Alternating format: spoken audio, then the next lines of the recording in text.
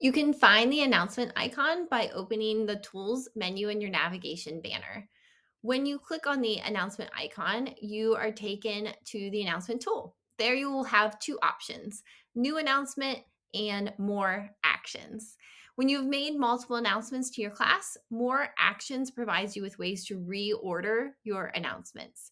Maybe you want one incredibly applicable announcement to always stay at the top for easy access, like a reminder to students of your expectations for their behavior and responsibilities while they're in the Smart Lab. More actions will allow you to pin announcements at the top or reorder for easy access. More announcements also allows you to edit your notifications where you can determine how and when you receive notifications.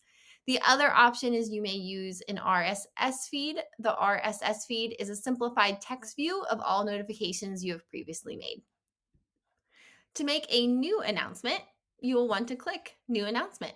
You will need to insert a headline or title for your announcement, and then in the content text box, add the information you want for your announcements. Notice that in the content text box, you can add links and images to make your announcement more visually appealing or for references that you may want to include in your announcement.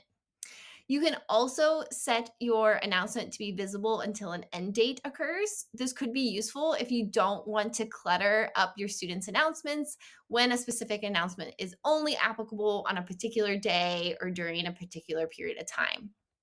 You can also add a file, record audio, or record video to your announcements. This could be useful if you need to share a resource with your learners.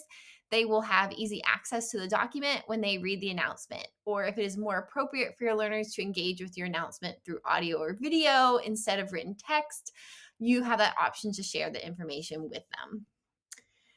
When you are ready to have your announcement go live and for students to receive the announcement through Learning Hub, you will want to click Publish.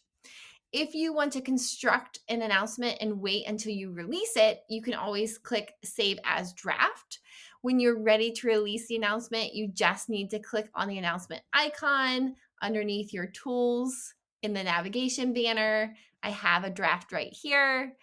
When you're ready to publish it, you can just click on it and then scroll down and hit Publish. It's important to note that only you, the facilitator, can create announcements. Your students cannot make their own announcements. They can simply see your announcement when they log into Learning Hub and cannot interact with your announcement in the way they can in like a discussion board. As with learning any new skill, you'll have to set aside time to teach students how to access the announcement tool feature, how it's used, and what your expectations are for how or when students should check their Learning Hub announcements. This could include: where do they access the announcements? Is it from their homepage or the school course page? And maybe considerations for how frequently you want your students to check announcements. This could be a daily reminder of expectations and procedures to a weekly announcement for new information of rotations or of groups.